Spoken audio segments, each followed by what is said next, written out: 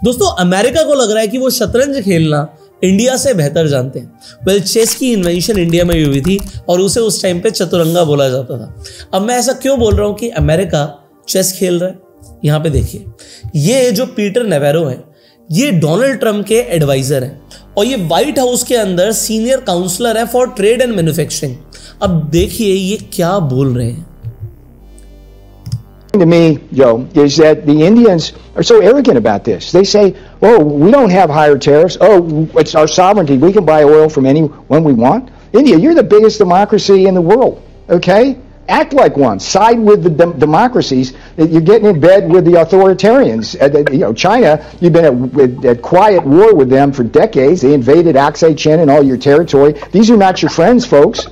Okay, and the Russians. I mean, come on. अब जो ये पीटर नेवेरो जो बोल रहे हैं, समझिए इसे, ये बोल रहे हैं कि India is getting in bed with authoritarians. मतलब चाइना ने जो हमारे ऊपर कब्जा किया, अक्साई चीन को हत्या लिया, तो हमारा उनसे बहुत सालों से वॉर चल रहा है। तो उनके अकॉर्डिंग इंडिया को चाइना से कोई रिलेशन रखने नहीं चाहिए। तो अभी जो एससीओ समिट के लिए जो पीएम मोदी गए हुए हैं चाइना, उन्हें जाना ही नहीं चाहिए था।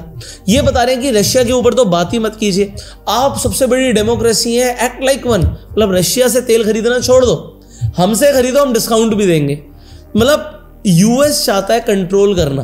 तो एक तरफ तो ये इस तरीके की अभद्र बातें कर रहे हैं, दूसरी तरफ जो दूसरे एडवाइजर्स हैं वो क्या बोल रहे हैं देखिए। जो यूएस ट्रेजरी के सेक्रेटरी हैं वो बोलते हैं, Scott Bessent, There's many levels going on here. I do think India is the world's largest democracy. The US is the world's largest economy. I think at the end of the day we will come together. कि ultimately जो India है वो biggest democracy है, US biggest economy है, तो दोनों बहुत time तक झगड़ नहीं सकते। अल्टीमेटली सारी बातें सुलझ जाएंगी। अब देखो शतरंज का गेम क्या खेला जा रहा है। एक तरफ से आपने कभी वो देखा, जब कोई पुलिस स्टेशन में किसी चोर को पकड़ा जाता है तो एक पुलिस वाला आके चोर को मारता है और दूसरा पुलिस वाला आके बोलता है, अरे ले पानी पी यार, आराम से बात कर, बता भाई तूने चोरी करी है नहीं करी। तो यहां पर क्या हो रहा है कि इंडिया को एक चेस की तरह, एक शतरंज के गेम में फंसाया जा रहा है।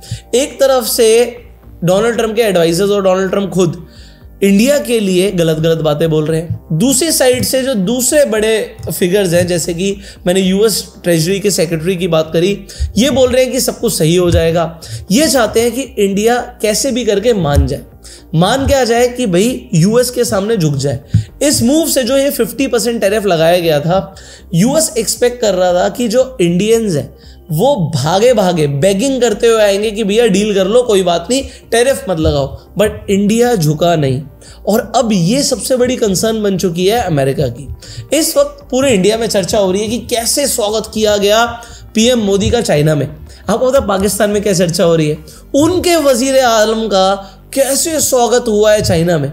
वेल, एससीओ समिट में ईरान के भी लीडर्स गए हैं, इंडिया के भी लीडर्स गए हैं, पाकिस्तान के भी गए हैं, रशिया तो फाउंडिंग मेंबर ही है। तो ये सारे देशों के लोग आए, सबका स्वागत होना है, इसमें कोई बड़ी बात नहीं है। बड़ी बात ये है कि अब जो पीएम मोदी गए हैं ये 7 साल बाद चाइना में गए हैं। लास्ट टाइम जब ये गए थे तो ये वुहान में गए थे 2018 में, और उसके बाद आपको पता है कि हमारे रिलेशंस खराब हो गए थे जो लद्दाख में हुआ उसके बाद। अब ये रिलेशंस दोबारा से सही हो सकते हैं क्या? क्योंकि बीच में इंडिया ने बहुत स्ट्रिक्ट एक्शन दिखाया था चाइनीज एप्स और चाइनीज कंपनीज के अगेंस्ट में।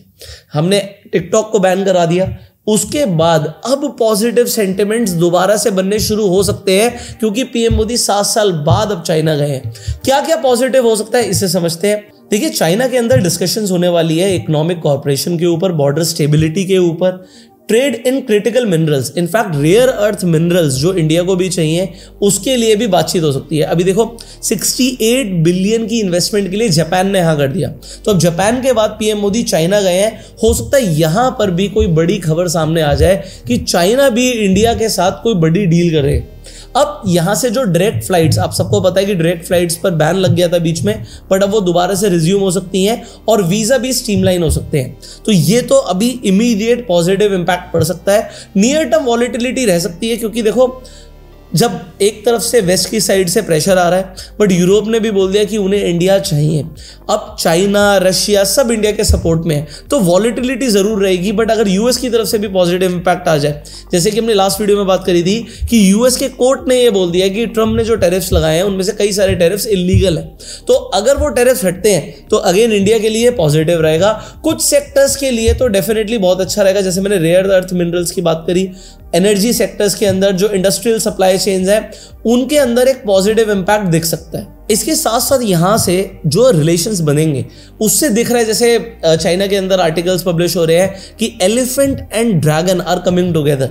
तो एलिफेंट और ड्रैगन साथ में मिलकर अब डिपेंडेंसी जो है वेस्ट की साइड से कम कर रहे हैं। तो इंडिया के लिए ये दुनिया को दिखाने का एक मौका है कि हमारी यूएस के ऊपर ही डिपेंडेंसी नहीं है, हम इंडिया जो है वो एशियन कंट्रीज के साथ भी बहुत डाइवर्सिफिकेशन के साथ बिजनेस कर रहे हैं। अब देखिए, ऐसा नहीं है कि सिर्फ इंडिया को ही चाइना की जरूरत है, चाइना को भी इंडिया की जरूरत है। एंटी चाइनीज सेंटिमेंट्स तो कोविड के बाद पूरे वर्ल्ड में ही बन गए थे, और उनकी इकॉनमी अगर आप देखोगे, अगर मैं आपको एसएससी इंडेक्स दिखाऊं, तो अगर आप पिछले 5 साल की इनकी ट्रेजेक्टरी देखोगे तो कुछ भी ग्रोथ नहीं थी।